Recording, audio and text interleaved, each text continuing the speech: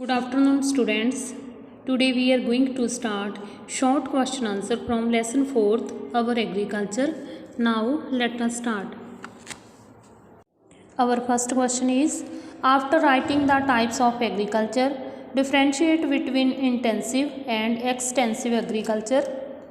खेती ਦੀਆਂ ਕਿਸਮਾਂ ਦੇ ਨਾਂ ਦੱਸ ਕੇ ਸੰਘਣੀ ਅਤੇ ਵਿਸ਼ਾਲ ਖੇਤੀ ਦੇ ਵਿੱਚ ਅੰਤਰ ਲਿਖੋ। Answer is types of agriculture, ਖੇਤੀ ਦੀਆਂ ਕਿਸਮਾਂ। ਹੁਣ ਆਪਾਂ ਇਸ ਕੁਐਸਚਨ ਦੇ ਵਿੱਚ ਖੇਤੀ ਦੀਆਂ ਕਿਸਮਾਂ ਪੜ੍ਹਾਂਗੇ। ਵੈਸੇ ਖੇਤੀ ਨੂੰ ਅਲੱਗ-ਅਲੱਗ ਕਿਸਮਾਂ ਦੇ ਵਿੱਚ ਡਿਵਾਈਡ ਕਰਨਾ ਕੋਈ ਈਜ਼ੀ ਗੱਲ ਨਹੀਂ ਹੁੰਦੀ, ਕਿਉਂਕਿ ਖੇਤੀ ਕਿਸੇ ਇੱਕ ਤੱਤ 'ਤੇ ਨਿਰਭਰ ਨਹੀਂ ਕਰਦੀ। ਖੇਤੀ ਦੀਆਂ ਕਿਸਮਾਂ ਦੇ ਕਈ ਆਧਾਰ ਹੁੰਦੇ ਨੇ, ਜਿਵੇਂ ਖੇਤੀ ਕਰਨ ਦੇ ਢੰਗ ਜਾਂ ਵਰਤੀ ਗਈ ਜ਼ਮੀਨ ਦੇ ਆਧਾਰ 'ਤੇ ਵੀ ਖੇਤੀ ਨੂੰ ਡਿਵਾਈਡ ਕੀਤਾ ਜਾ ਸਕਦਾ, ਬਟ ਫਿਰ ਵੀ ਵੱਖ-ਵੱਖ ਤੱਤਾਂ ਦੇ ਆਧਾਰ 'ਤੇ ਖੇਤੀ ਦੀਆਂ ਕੁਝ ਕੁ ਕਿਸਮਾਂ ਨੇ ਜਿਹੜੀਆਂ ਆਪਾਂ ਇਸ ਕੁਐਸਚਨ ਦੇ ਵਿੱਚ ਪੜ੍ਹਾਂਗੇ। First of all, permanent agriculture, ਸਥਾਈ ਖੇਤੀ। ਸ਼ਿਫਟਿੰਗ ਐਗਰੀਕਲਚਰ, ਸਥਾਨਾਂਤਰੀ ਖੇਤੀ। ਡਰਾਈ ਫਾਰਮਿੰਗ, ਖੁਸ਼ਕ ਖੇਤੀ। ਵਿਟ ਫਾਰਮਿੰਗ, ਗਿੱਲੀ ਖੇਤੀ। ਇੰਟੈਂਸਿਵ ਫਾਰਮਿੰਗ, ਸੰਘਣੀ ਖੇਤੀ। ਐਕਸਟੈਂਸਿਵ ਫਾਰਮਿੰਗ, ਵਿਸ਼ਾਲ ਖੇਤੀ। ਮਿਕਸਡ ਫਾਰਮਿੰਗ, ਮਿਸ਼ਰਤ ਖੇਤੀ। ਹਾਰਟੀਕਲਚਰ, ਬਾਗਬਾਨੀ। ਇੰਡੀਵਿਜੂਅਲ ਐਗਰੀਕਲਚਰ, ਨਿੱਜੀ ਖੇਤੀ। ਕੋਆਪਰੇਟਿਵ ਫਾਰਮਿੰਗ, ਸਹਿਕਾਰੀ ਖੇਤੀ। ਕਲੈਕਟਿਵ ਫਾਰਮਿੰਗ, ਸਾਂਝੀ ਖੇਤੀ। ਪਲਾਂਟੇਸ਼ਨ ਐਗਰੀਕਲਚਰ, ਬਾਗਾਤੀ ਖੇਤੀ। ਸਬਸਟੈਂਸ ਐਗਰੀਕਲਚਰ, ਗੁਜ਼ਾਰੇਬੰਦੀ ਖੇਤੀ। ਐਂਡ ਲਾਸਟ ਹੈ ਕਮਰਸ਼ੀਅਲ ਫਾਰਮਿੰਗ, ਵਪਾਰਕ ਖੇਤੀ। Distinction between intensive and extensive farming.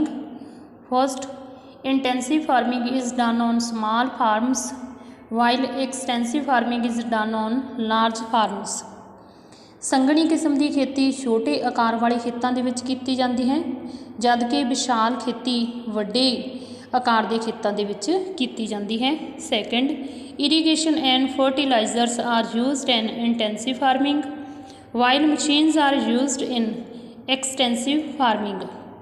ਸੰਘਣੀ ਖੇਤੀ ਸਿੰਚਾਈ ਅਤੇ ਖਾਦਾਂ ਦੀ ਸਹਾਇਤਾ ਨਾਲ ਕੀਤੀ ਜਾਂਦੀ ਹੈ, ਜਦ ਕਿ ਵਿਸ਼ਾਲ ਖੇਤੀ ਵਿੱਚ ਮਸ਼ੀਨਾਂ ਦੀ ਵਰਤੋਂ ਕੀਤੀ ਜਾਂਦੀ ਹੈ। Third point, intensive farming is done in Punjab, while extensive farming is done in USA. ਸੰਘਣੀ ਖੇਤੀ ਪੰਜਾਬ ਵਿੱਚ ਕੀਤੀ ਜਾਂਦੀ ਹੈ ਅਤੇ ਵਿਸ਼ਾਲ ਖੇਤੀ USA ਵਿੱਚ ਕੀਤੀ ਜਾਂਦੀ ਹੈ। Our second question is, which are the main rice producing areas? ਚਾਵਲ ਪੈਦਾ ਕਰਨ ਵਾਲੇ ਮੁੱਖ ਖੇਤਰ ਕਿਹੜੇ-ਕਿਹੜੇ ਹਨ? Answer is production of rice in world. Rice is producing mostly in hot or humid climate countries. China, India, Bangladesh, Japan and other southeast countries of the world largely grow rice. ਗਰਮ ਅਤੇ ਸਿੱਲੇ ਜਲਵਾਯੂ ਵਾਲੇ ਦੇਸ਼ਾਂ ਦੇ ਵਿੱਚ ਚਾਵਲ ਦੀ ਖੇਤੀ ਕੀਤੀ ਜਾਂਦੀ ਆ। ਚੀਨ, ਇੰਡੀਆ, ਬੰਗਲਾਦੇਸ਼, ਜਾਪਾਨ ਅਤੇ ਦੱਖਣ ਪੂਰਬੀ ਏਸ਼ੀਆ ਦੇਸ਼ਾਂ ਵਿੱਚ ਵੱਡੇ ਪੱਧਰ 'ਤੇ ਚੌਲਾਂ ਦੀ ਖੇਤੀ ਕੀਤੀ ਜਾਂਦੀ ਹੈ।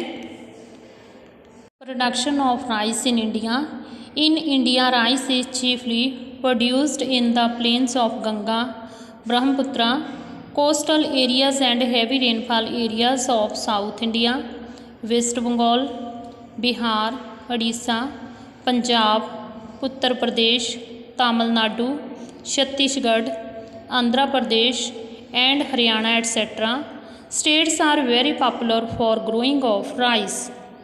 ਭਾਰਤ ਵਿੱਚ ਚੌਲਾਂ ਦੀ ਖੇਤੀ ਗੰਗਾ ਬ੍ਰਹਮਪੁੱਤਰ ਦੇ ਮੈਦਾਨ, ਤੱਟਵਰਤੀ ਖੇਤਰ ਅਤੇ ਦੱਖਣੀ ਭਾਰਤ ਦੇ ਵੱਧ ਵਰਖਾ ਵਾਲੇ ਖੇਤਰਾਂ ਵਿੱਚ ਮੁੱਖ ਤੌਰ 'ਤੇ ਕੀਤੀ ਜਾਂਦੀ ਹੈ।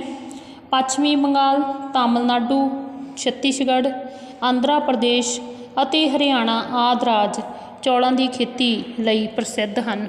Dear students, please write down these question answer on your fair notebooks and learn it. Thank you students.